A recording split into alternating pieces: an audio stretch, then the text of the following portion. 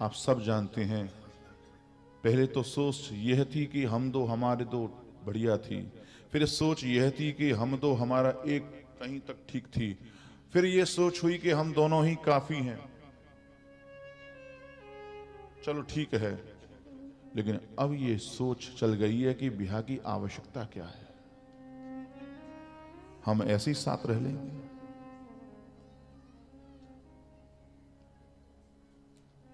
बात समझ रहे हैं? विवाह की दरकार क्या है? हम तो ऐसे ही रिलेशन में रह लेंगे। क्या ये सही है? कितना बड़ा अभिशाप है। किस तरफ जा रही है ये हमारी युवा पीढ़ी? किस तरफ जा रहे हैं हम लोग? ये क्यों हो रहा है? ये इसलिए हो रहा है कि हमने अपने बच्चों को संस्कारों से दूर कर दिया, अपने आप से दूर कर दिया, संस्कारों से दूर कर दिया। बच्चे हमसे दूर हो गए, संस्कारों से दूर हो गए। और जो पाश्चात्य सभ्यता जो है उसी को आत्मसात कर रहे हैं। इसलिए हमें अपनी सभ्यता की ओर बच्चों को लेकर के आना चाहिए। नए बच्चों को कथा में लेकर के आना चाहिए। बच्चों को पढ़ाओ लिखाओ, अपने पास में रखो। कॉन्वेंट स्कूल में आप बच्चों को भेज रहे हैं, मजबूरी है, चलो, लेकिन फिर भी अपने संस्कार दो। किस प्रकार से भगवान का पूजन किया जाता है, आरती की जाती है, क्या हमारे संस्कार है, हमें क्या करना चाहिए, क्या नहीं करना चाहिए, कैसे अपना ये सनातन जीवित रहेगा, कैसे अपना सनातन आगे बढ़ेगा, हमें इस पर विचार करके अपने बच्चों को हमारे संस्कारी बनाने का प्रयास करना चाहिए। हाँ, आज हम अपने संस्कारों से दूर होते जा रहे हैं। कैसे क्या क्या नहीं कर रहे हैं हम? आजकल विवाह होते हैं तो विवाह से पहले क्या होता है? जैसे कि विवाह तय हो गया, विवाह तय होने के बाद में फिर क्या होगा? क्या बात है, समझ गए मेरे इशारे को? प्री वेड शूटिंग, जो काम विवाह के बाद होता है वो प्री हो जाता है। थोड़ा आपको हो सकता है ये गलत लगे, लेकिन बोलना पड़ेगा, कोई बिना बोले। और मैं आपको बोल इसलिए नहीं रहा कि आपको ये बातें अच्छी लगें। आप ये बातें समाज तक पहुंचाएं, आप ये बातें औरों लोगों तक पहुंचाएं, आप स्वयं भी परिवर्तित हों, दूसरों को भी परिवर्तन करने का प्रयास करें। प्री वेड, एक जगह तो ऐसा हुआ, मैं हर जगह बताता हूं कि प्री वेड शूट के लिए हमारा जोड़ा गया हुआ था, और हमारा जो जोड़ा गया था कैमरे वाले को लेके गया था, ऐसे करो ऐसे करो ऐसे करो, और वही कैमरा वाला, हाँ वही कैमरा वाला महाराज, वो जो लड़की थी ना,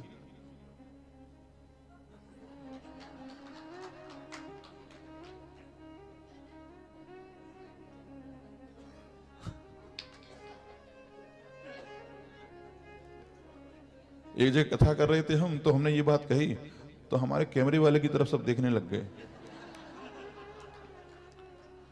और मेरे पास में आया कि महाराज जी मैंने क्या बिगाड़ा है? मैंने कहा क्या बात हो गई भाई? बोला कि आपने जब ये बात बताई थी सब मेरी तरफ देख रहे थे। अरे मैंने कि तो मेरे तू दुनिया में तू ही थोड़ी जा रहा है, कितने कैमरामैन हैं, वृंदावन से भी आए हैं, कलकत्ते से भी आए हैं, न जाने कहां कितने कितने लोग हैं, तो एक तू ही क्यों है इसमें? ऐसे तो कई ऐसे वक्ता भी हैं, वक्ता जो व्यास वो भी है इसके कितने ऐसे जो, लेकिन सब ऐसे थोड़ा हो जाएंगे। इसलिए अपने आप को संभाल करके रखो, अपने आप पे कंट्रोल करके रखो, और अभिमान में मत आओ कि हम अपने आप पे कंट्रोल करके रखे हुए हैं। हाँ, क्योंकि नारद जैसा भी अभिमान करता है ना तो वो भी बहक जाता है। नारद को भी अभिमान हो गया कि देखो मैं ऐसा हूं, मैं रति और काम के वश में नहीं हुआ। भगवान ने उनको भी सबक सिखा दिया। इसलिए अपने आप में कंट्रोल करो, और यह कंट्रोल के साथ में यह विश्वास करो कि यह ठाकुर की कृपा है। भगवान की कृपा से हम इतना कर पा रहे हैं। हाँ, जिस दिन भगवान ने जो नारद की तरह यदि सोचा ना तो भटक जाओगे। इसलिए अपने आप पे कंट्रोल करके रखो। अच्छा, एक चीज और होती है, मेहंदी लगती है, मेहंदी लगाने के लिए पहले हमारे यहाँ मिश्रानी आती थी। अब कौन आ रहा है? अब विधर्मी आ रहे हैं। अब विधर्मी आ रहे हैं और वो हमारी माताओं बहनों के हाथों को पकड़ पकड़ करके, और जहां से नहीं पकड़ना वहीं से पकड़ करके मेहंदी लगाते हैं। महिला संगीत, हाँ? क्या पहले महिला संगीत नहीं होते थे क्या? क्या पहले कोरियोग्राफर आता था क्या? क्यों बाकी लाल जी, क्या पहले आता था क्या? लेकिन फिर भी काम कितना अच्छा सुंदर होता था। आज कोरियोग्राफर आ रहा है। कोरियोग्राफर का कार्य करने वाले भी अधिकतर विधर्मी है कि नहीं है? अधिकतर विधर्मी है कि नहीं है? लेकिन नहीं, हो तो हो करो। और वो विधर्मी आकर के हमारी माताओं बहनों को जब सिखाते हैं नाचना, तो ना स्पर्श करने योग्य जो उनके अंग हैं उनको स्पर्श करते हैं। वो हाथों का स्पर्श करते हैं, वो कमर का स्पर्श करते हैं, न जाने कहां कहां स्पर्श करते हैं। एक भाई अपनी बहन की ओर यदि कोई दृष्टि भी गलत डालता ना, तो वो सहन नहीं कर सकता। और सोचो, वही भाई आज्ञा दे रहा है, वही बात स्वीकृति दे रहा है। एक पिता अपनी बेटी के ऊपर में कोई गलत दृष्टि डाले ना, तो उसकी तरफ उसकी आंखें निकालने की महाराज वो हिम्मत रखता है। लेकिन आज वही पिता स्वीकृति दे रहा है। कैसे हो रहे हैं आप लोग? संभलिए, अपने सनातन को बचाने का प्रयास कीजिए। मैं यहां से बोल सकता हूं, करना आपको है, संभलना आपको है। केवल व्यासी को हमने पैसा दिया है, हमें कथा करवानी है और उसके बाद व्यासी अपने घर में जाए, इसके लिए व्यास नहीं है। व्यास समाज के सुधार के लिए है। आप भक्त बने, आपके अंदर भक्ति का बीज हम डालें, ये हमारी जिम्मेदारी है। लेकिन इसके साथ साथ में आप सुधर जाएं, आप संभल जाएं, ये भी हमारी जिम्मेदारी है। हम व्यास कौन होते हैं? हम चौकीदार हैं, आप जमींदार हैं। हम चौकी पे बैठे हैं, हम चौकीदार हैं। आप जमी पे बैठे हैं, आप जमींदार हैं। लेकिन सुनो, हम चौकीदार कैसे, एक बात और सुन लो। चौकीदार का क्या काम होता है? जागते रहो, जागते रहो, जागते रहो। वो महाराज जगाने का काम करता है। ऐसे ही हम वक्ताओं का काम है, हम व्यासों का काम भी है। हम भी बस आप लोगों को जगाते रहें, जगाते रहें, जगाते रहें। ये आपके ऊपर है कि आप जगें ना जगें। हम तो प्रयास कर सकते हैं। इसलिए प्यारे बंधुओं, जाग जाओ, अपने सनातन को मजबूत करने का प्रयास करो।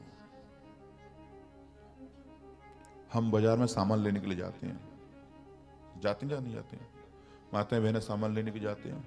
भैया ये कितने का दिया? बोले कि 100 रुपए का। आगे वाली दुकान पे गए, आगे वाली दुकान पे गए, खान साहब की दुकान पे पहुंचे। भैया ये कितने का दिया? बोले 95 रुपए का। दे दो। बात समझ में आ रही है? थोड़ा सा हमको बदलने की दरकार है, संभलने की दरकार है। 2 रुपए ज्यादा जा रहा है, परंतु अपने के पास जा रहा है। समझना बात को। 2 रुपया ज्यादा जा रहा है, 3 रुपया ज्यादा जा रहा है, लेकिन अपने के पास जा रहा है। अपना मजबूत हो रहा है, हमारा मजबूत हो रहा है। और ये 2 रुपया कम में भी हम फायदे में हैं, तो केवल अकेले हम फायदे में हैं, लेकिन वो मजबूत हो रहे हैं। अकेला फायदा मुझे हो रहा है, लेकिन फायदा वो आज का है। बांग्लादेश की स्थिति को भी देख करके तुम यदि समझ नहीं पा रहे हो, तो तुम अभी तक बहुत बहुत भयंकर नींद में सो रहे हो। इसलिए जागो, अपने आप को मजबूत बनाओ, अपनों को मजबूत बनाओ, अपने आप को मजबूत बनाओ, अपनों को मजबूत बनाओ।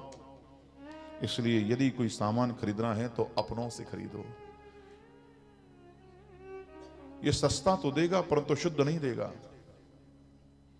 देख रहे हो ना आप यूट्यूब पर, फेसबुक पर के, है ना, सस्ता तो आपको मिल जाएगा परंतु शुद्ध नहीं मिलेगा, पवित्र नहीं मिलेगा। अपना जो देगा हो सकता है 2 रुपए महंगा पड़ेगा, हो सकता है 3 रुपए महंगा पड़ेगा, लेकिन वो शुद्ध होगा, पवित्र होगा।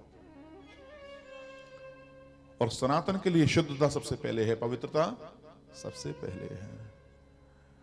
अब मेरी बात को सुनकर के हाँ में हाँ मिला दिया, कर दिया, चलेगा करके ऐसे काम नहीं चलेगा। इसको परिवर्तन करना पड़ेगा। आपने जो सुना है उसको उतारना पड़ेगा। कीमत उसी की है जिसने अपने जीवन में सुने हुए को उतारा है, जिसने इस कान से सुन के इस कान से निकाला है, उसकी कोई कीमत नहीं है। मैं नए नए जो मेरे बच्चे बैठे हुए हैं, युवा जो बैठे हुए हैं, मैं इनसे कहूंगा शुरुआत आप कीजिए। क्योंकि मैं देखता हूं, मैं जब इन बातों कहता हूं ना, तो माता पिता कहते हैं हमारे तो कोई सुनता ही नहीं है। मैं कहता हूं तुमने सुनाया ही नहीं।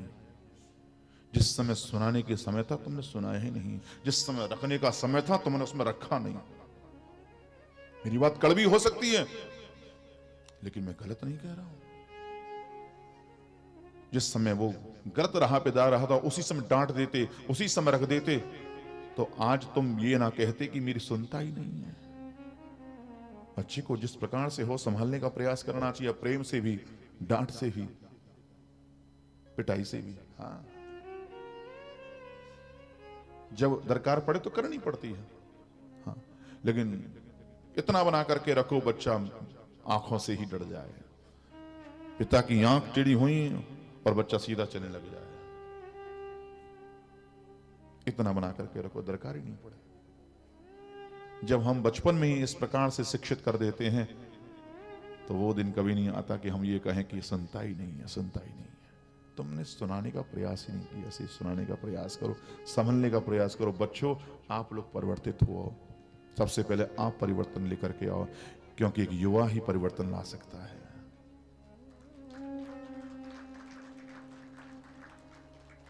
माता पिता तो हमसे कहेंगे ये कर लो ना, गुरुजी ने हमको ऐसा, ये चीज नहीं होती है, हम ऐसे करेंगे, जैसे गुरुजी ने हमको बताया ऐसे करेंगे। एक नींव रखो। एक बार प्रेम से कहेंगे, बोले भक्त वत्सल भगवान जय। तो कम से कम मेरा कहने का तात्पर्य है, संभलो और 2 बच्चे तो पैदा करो।